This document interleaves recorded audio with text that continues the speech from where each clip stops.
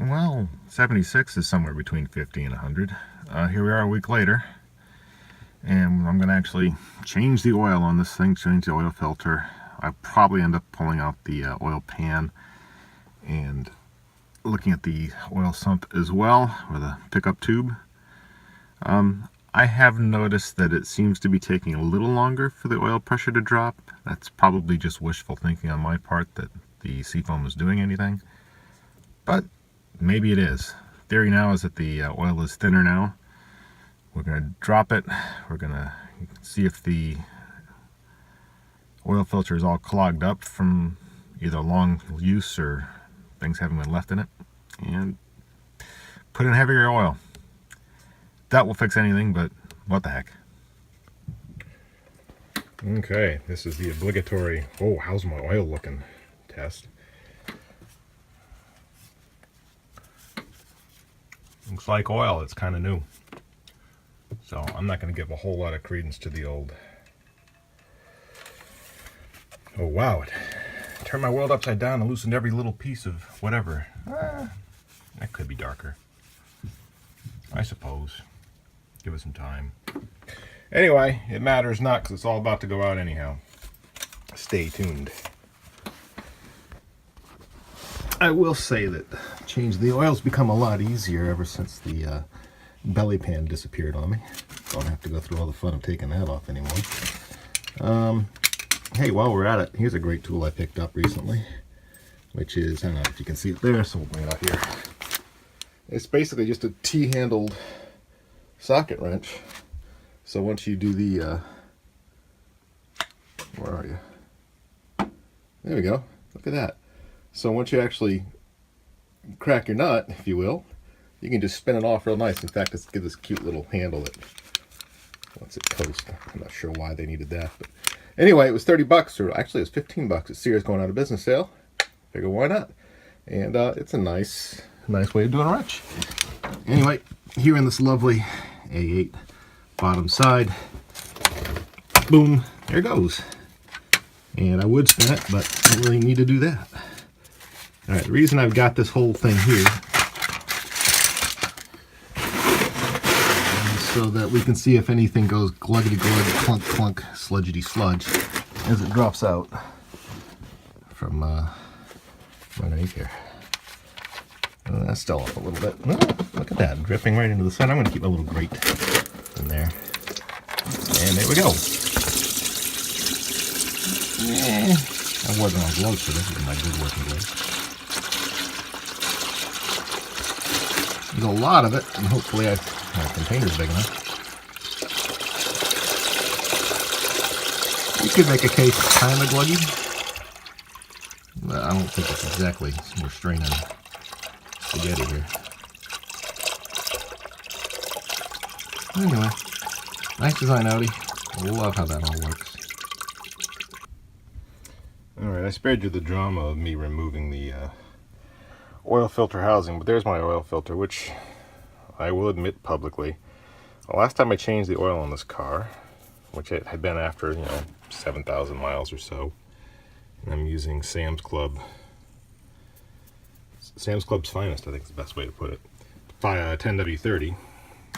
I actually did an experiment. I have an oil sump pump that lets me take the oil out of the sump through the dipstick tube without changing the oil filter. So this oil filter actually has been through a lot.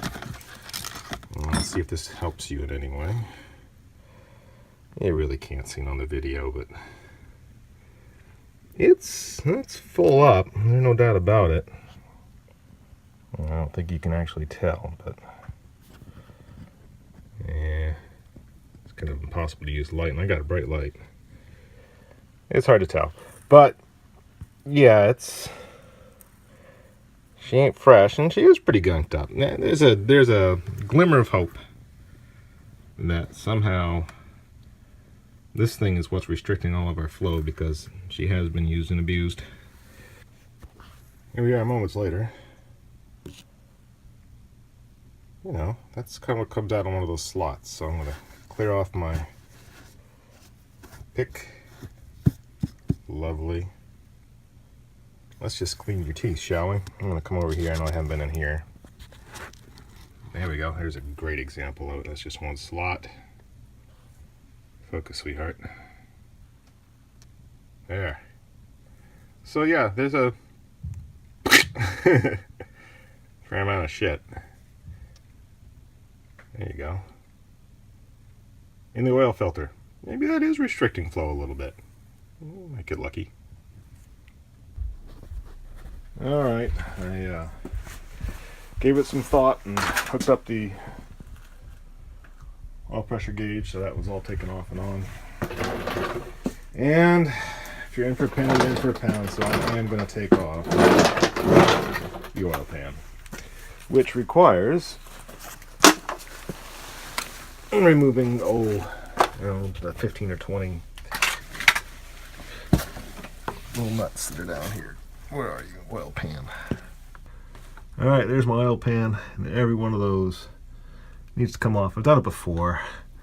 The biggest challenge is cleaning up, and I've been spending some time with brake fluid, a brake part cleaner, and some paper towels just cleaning around the engine block, etc.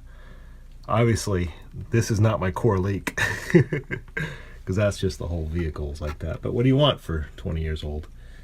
Anyway, I'm going to take these off, and we'll see. We'll peel off my silicone gasket, see if there's anything in the oil input tube, and then we'll put it all back together. Well, we got the oil pan off. People might ask, Dennis, is the oil engine in your car sludgy? And I might say something like, well, I don't think so, but I would be lying. So, yeah, as we look around, here's our oil screen, and I don't want to hold this too far into here because I don't want to get oil dripping on it. It actually doesn't look as bad as I would have expected. But the rest of this is Sludge City. So the question is, what now? So I don't care if there's sludge on the side there, but that's just a sign of sludges other places. I'm thinking all these little droppers downers or feeder tubes in places where the engine's pressure comes back in. Holy shit!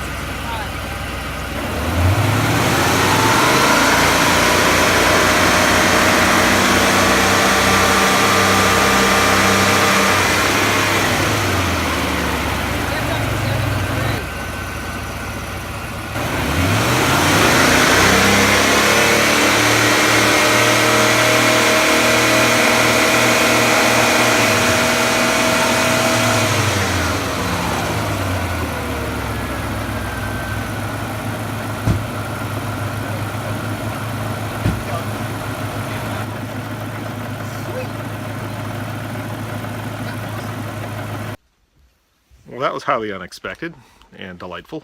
If it revs up to 60 when it's warm and stays above 30 when it's idling when it's warm, then I think we've actually managed to bring her oil pressure back up.